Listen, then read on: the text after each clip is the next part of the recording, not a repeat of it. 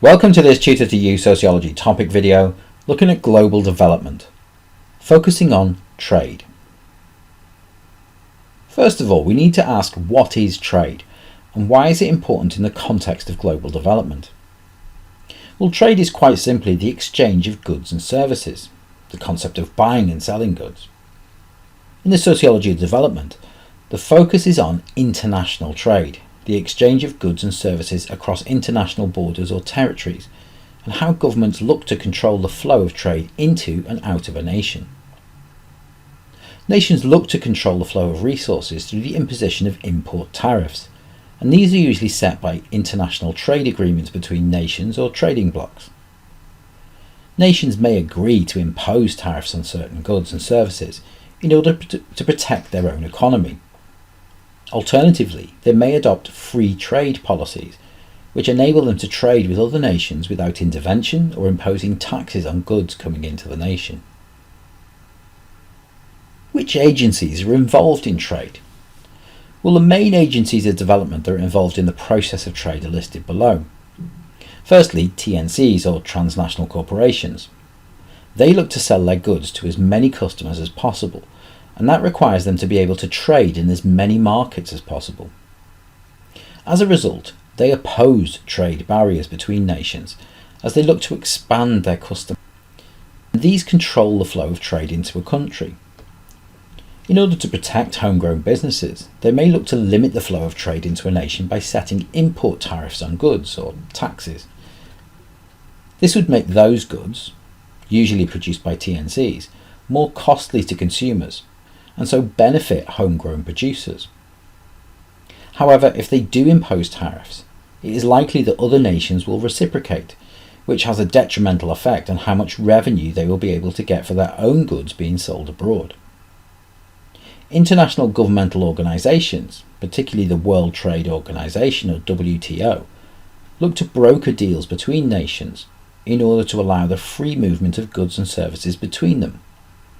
They achieve this by having default tariffs on goods where nations cannot agree on a trade deal, but largely they favour the free movement of goods and services and adopt trade liberalisation policies in order to remove barriers to trade.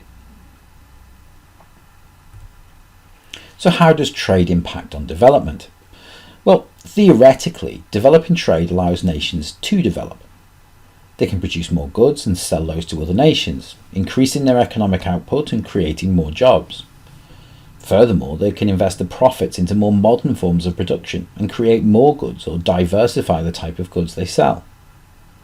Whilst developing nations are often seen as being deprived, many actually have valuable natural resources that can be traded with other nations in return for goods they do not produce themselves.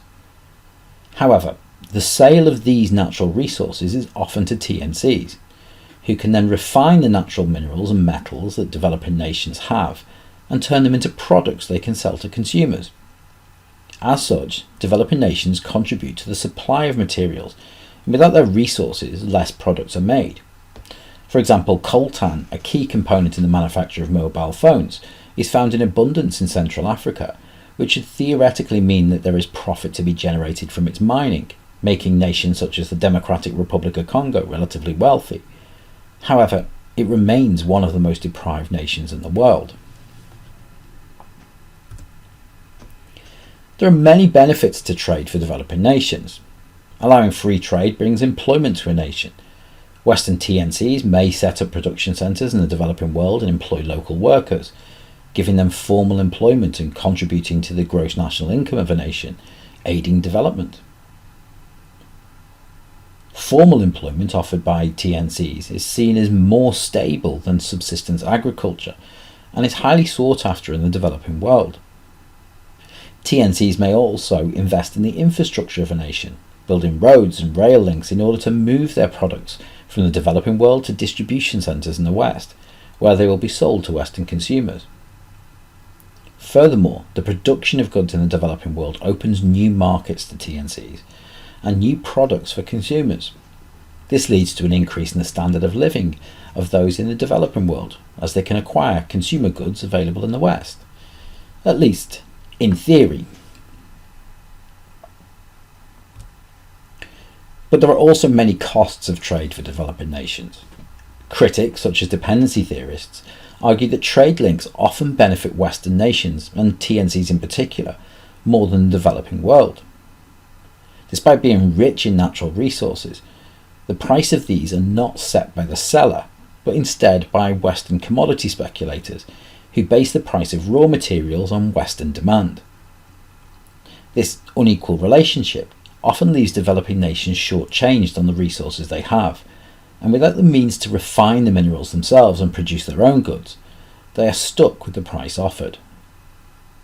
Furthermore, the free trade deals that are struck allow the markets in developing nations to be flooded with overseas goods and services that are cheaper than home produced, in part because of the economies of scale that are afforded to transnational corporations. This drives out local competition and ensures a monopoly for TNCs. Furthermore, free trade policies are often enforced as a condition of aid, which many have used to develop their economy in the first place. These structural adjustment policies mean that nation states lose their ability to protect homegrown providers, to the detriment of their own economy, as TNCs will take their profits overseas. For dependency theorists, this inequality is a form of neo-colonialism. When evaluating trade, it's important to examine the power balance between the developing nations and the Western nations. Most of the power is retained by Western nations as they purchase low-cost primary goods, while benefiting from trade liberalisation on the industrial and consumer goods that they sell back to the developing world. A further complication for developing nations is the lack of local cooperation, with large trading blocs set up to negotiate on behalf of more developed nations. Trading blocs such as the North American Free Trade Alliance and the European Union have more power to negotiate trade deals for their members than individual nations do. However, some developing nations, particularly those in the Alliance of Southeast Asian Nations trading bloc, have been able to organise and negotiate beneficial trade agreements. Finally, the development of fair trade initiatives that pay higher prices for ethically produced goods are seen as beneficial to developing nations. However, they are often only available on a small scale and make up a negligible percent of trade between the developing world and the West. That concludes this Tutor to You Sociology topic video on global development, looking at trade. Thanks for watching.